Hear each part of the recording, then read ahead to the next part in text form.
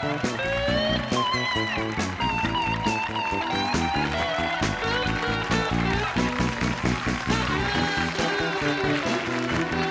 Rebecca.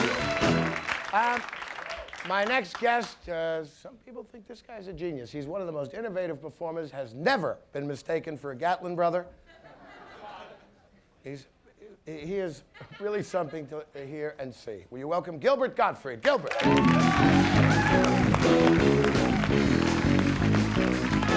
Please stop! Stop it! Stop it! Oh, just stop it! Please! Please! Oh, for God's sake! Will you please stop? Will you have some self-respect? It's the end! Do you have no sense of human decency? Will you stop? Will you please cut it out? Please, for God's sakes! Would you act like human beings for once in your life? Just cut it out! Stop it! Now I'm tired. I was ready to do an interview, now I'm tired. You made me raise my voice. You see that? You see you're happy? I had to raise my voice now. You made me now. How can I do an interview? You made me raise my voice. Don't make me raise my voice again. They made me... Hi, how are you? Stop it! Stop it! Stop, please! Stop enjoying it for... Please! Please, my co-host. Please. Please. Hi, you must be the cameraman. Which one is on? You're on. Come in a little closer. Thank you very much. Hello, Gilbert. Hi, how? That's about it for today. I'm exhausted. I'm really exhausted. Yes, and we worked the mountains together, didn't we? No, I'm sorry. I'm reading the wrong cue cards. Gee, I was Italian and we worked the mountains. I'm sorry. But please!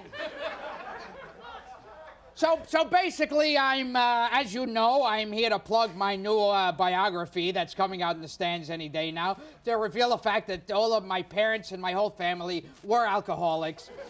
And my dog was an alcoholic, my parakeet was an alcoholic, and it's a tale of courage. Because I think so far I'm the only one who doesn't have a book saying that my parents were alcoholics. So even if they're not, they'll have to take it because the book might sell. You know, because you can't really write a book and say, well, my parents, on the holidays they would have a little thing. It doesn't work. Now, I used to have to suffer through it, that on the holiday there'd be a glass that big filled with wine and the humiliation to watch my parents drink it. I have a sandwich named after me. Well, I will have a sandwich named after me. I'm changing my name to Pastrami. And so I will have a sandwich named after me eventually. Eventually that'll happen. It won't happen right away. Eventually. It will happen eventually. Anyway, the only reason I'm here, I'm breaking in this jacket for Norman Fell. He said, could you do this for me? And I said, all right. It's the least I could do. You know Norman Fell, of course you do. So, boy, and he can drink a glass of water and I'll still talk. But now his light went on. It's so hard to keep track of these cameras. So, yes, I did get through with that just a week ago. But as a matter of fact, it's interesting that you should mention that. George Papard was fun to work with. And he's a consummate professional. And it was interesting that you brought that up. Because he's like, mwah, when you work with George Papard.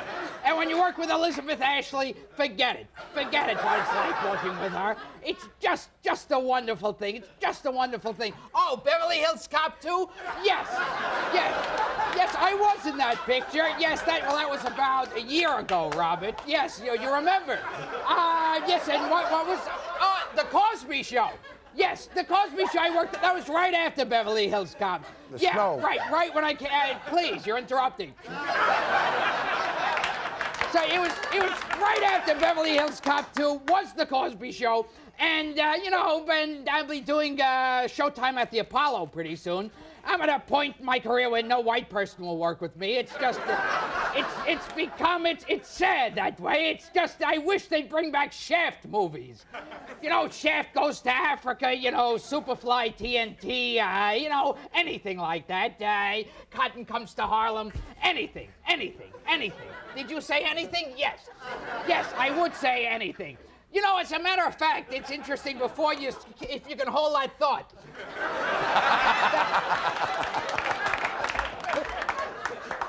I was just recently watching Barbara Walters interview Donna Rice, and Donna Rice refused to admit Barbara Walters said, "Did you actually sleep with Gary Hart?" And she said, "I refuse to answer that." So now we'll never know. It was pretty shocking. But I was in the laundromat the other day, and Fawn Hall came up to me. And Fawn Hall came over to me and said, "Do you know of any way to wash government documents out of your underwear? They seem to get caught there." And I said, "I don't know. I mean, she's going to be an anchor woman. She wants to be, and, it's like, and here now the news, it's just, it's an amazing thing. It's an amazing thing. Yes, it's just an amazing thing. Yes, it's... Hold on 1 second.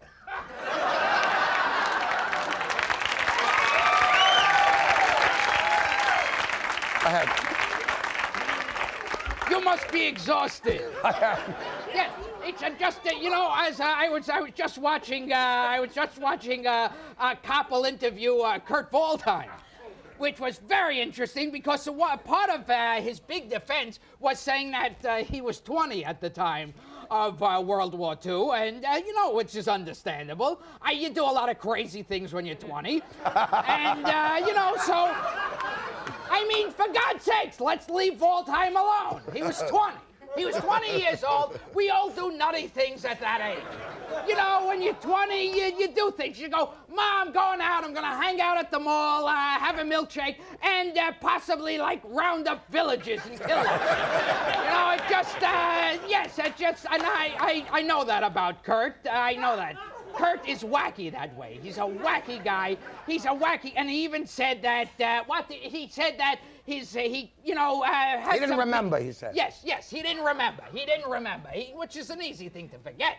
I mean, just, because there've been already 2 world wars, you get it mixed up. That's right.